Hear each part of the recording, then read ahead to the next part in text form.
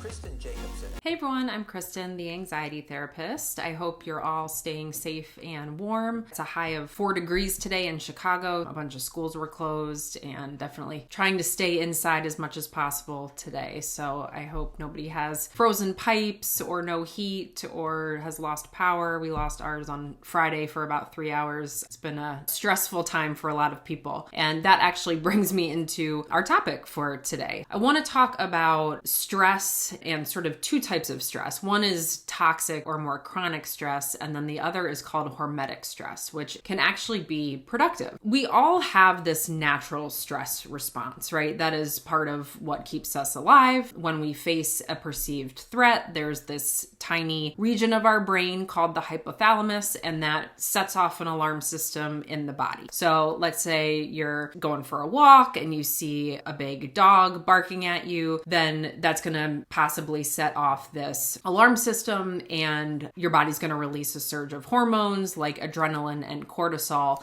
in order to react or respond to that situation. So this is normal, and this happens with all of us, and usually our bodies can then sort of recalibrate and bring us back to baseline.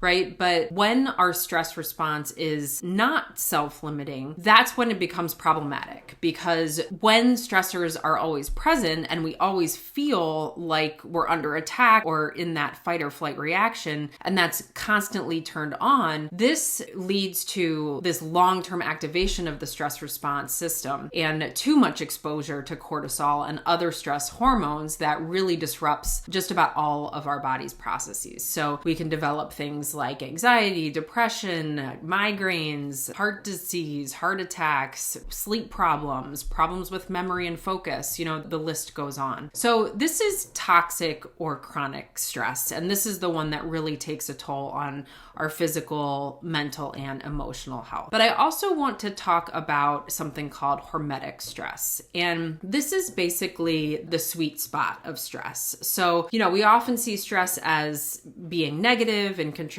to all of those physical and emotional and mental ailments I just mentioned. But hormetic stress, it actually builds resilience. It's the right amount of stress that challenges the body or the mind without causing excessive fatigue. So if you think about, let's say you're going to get your flu shot, and so the vaccine provides your body with just a tiny amount of the virus, enough that your immune response will kick in and it can fight it off, and then it's protective and better prepares your body if you are exposed to the flu down the road. So the vaccine, that little portion of the virus, stresses your body enough for it to boost the immunity, but ultimately it's productive because it's going to hopefully protect you from getting the virus in full force. Some other forms of hormetic stress can be like physical. So let's say you're doing some interval training, and so you're going really hard for a few minutes, but then you give yourself some time to relax. So you're pushing that stress level, you're challenging your body, but not to the extreme because you're allowing it time to recover and reset. Same thing with extreme temperature changes. So you'll hear about people doing like an ice plunge. And so they'll go into an ice plunge for maybe like a minute or two and then come out. Again, that like shocks your body. It challenges your stress response for a limited amount of time, but then you're giving yourself space to kind of recover. Some more mental examples would be maybe doing a Sudoku puzzle. So this is something where, you might get kind of frustrated or it might feel challenging, but ultimately once you complete the puzzle, you're going to experience that sense of relief. Or if you are learning a new skill, let's say you're learning to play an instrument. For example, my husband is taking guitar lessons right now, and I can hear him getting frustrated while he's practicing because he's learning. It's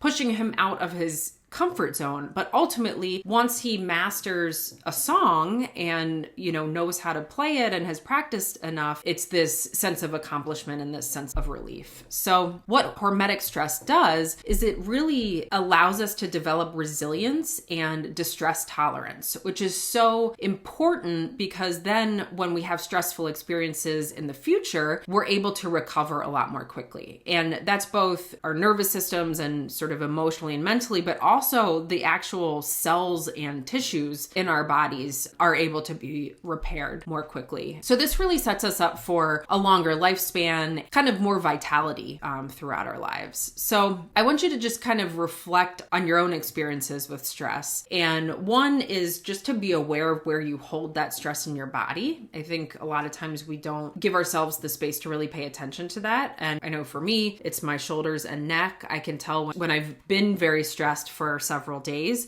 I feel it in my jaw because I grind my teeth at night. So I just invite you to kind of reflect on where you experience stress in your bodies, and then just really take note as to whether you're experiencing more toxic stress or hormetic stress. And again, we don't want no stress at all. That doesn't really do anything for us and doesn't help build resilience because life is full of stressors, but we also don't want it to become toxic or chronic. So I would love to hear about your experiences with stress and ways that you manage stress and combat it. So leave a comment or ask a question, and I will talk to you guys next week.